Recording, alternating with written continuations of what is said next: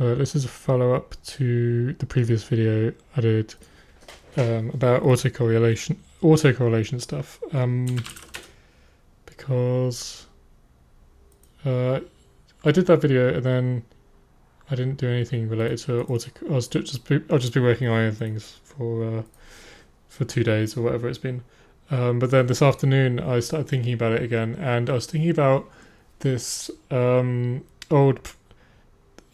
that autocorrelation algorithm that I described in the previous video has a problem that I knew about.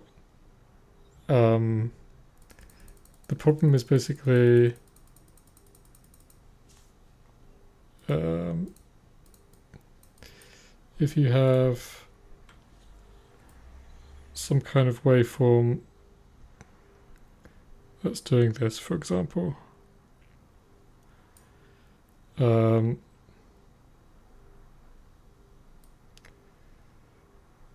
so the old algorithm, the algorithm that I described in the previous video would correctly identify.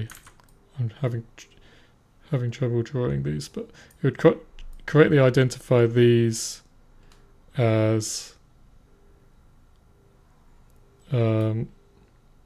like somewhat matching wave cycles, because it contains the same number of zero crossings going through here. But the problem is if you have a waveform which is, let's say it starts like that, but then maybe the next iteration of this wave, it doesn't quite go past the 0 point here, but you could see with your eyes it's basically the same waveform, right? So ideally you want to detect this as a wave cycle, but that algorithm as I described it, it's not going to work because there was no zero crossing here. So that's a problem. I knew that, I've known about that problem forever, and it's not that big of an issue.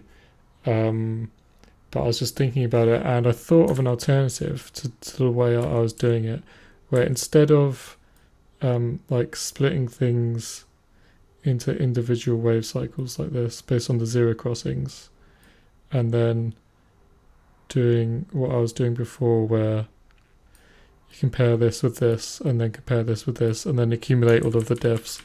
Instead, I thought of another way of doing it, which and instead of like doing all of this thing where I collect information about the highest peak point and the lowest point and the point where it dips, and then the distance from the edge and everything, and then comparing all of that information. Instead of doing that, I could just detect all of these wave cycles using zero crossing detection, and then for each individual wave cycle, let's just imagine this goes over. So I could start with this one, and again I can do it with like a max depth, so I do it up to a certain depth.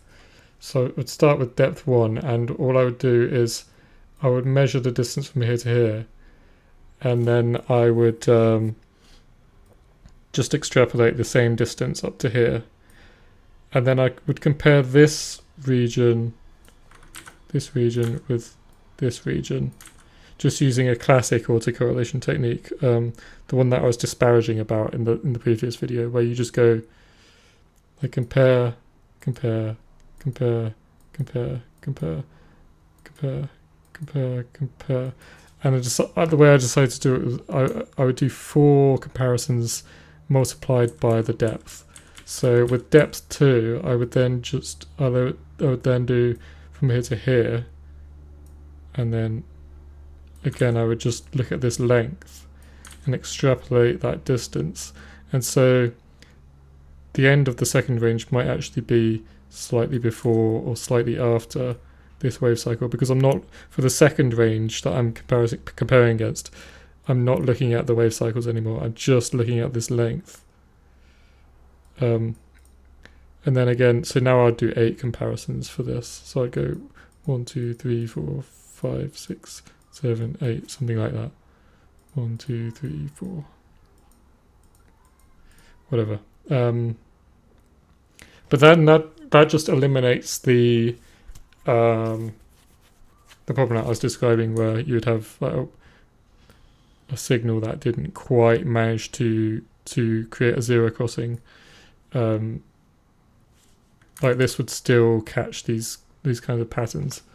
So I implemented this and I tried it, and it sounds, the thing that I'm interested in at the end of the day is the way that it sounds once I use this analysis information in the resynthesis algorithm.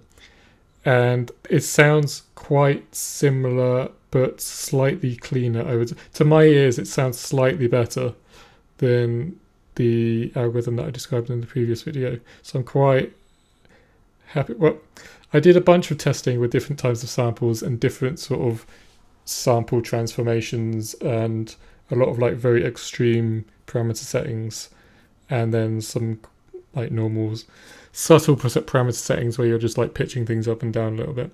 And in general, I would say that this algorithm sounds better than what I was doing in the previous video.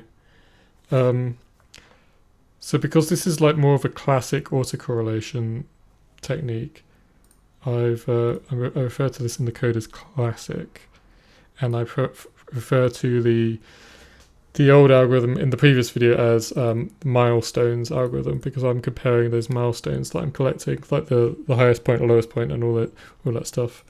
And I now pass in a template parameter, which is like a template value parameter for this enum to this function. So here I've updated the fudge plugin to use this classic mode instead during the analysis. And then that will, at some point, there's like an if const expr. Oh, there it is. So I check it against the mode. If the mode is milestones, then that'll do the old code. Otherwise, it'll do this classic autocorrelation, which is here. To my ears, this sounds slightly better. In some cases, it sounds a lot better. So that's cool. But again, this is on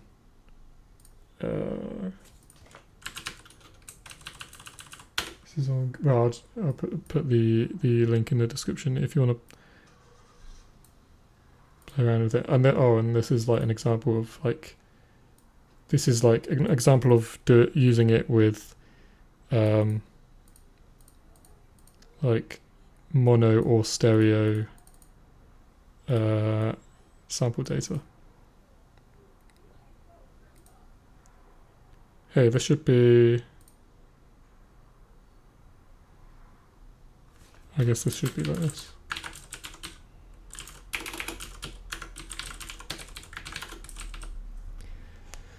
All right.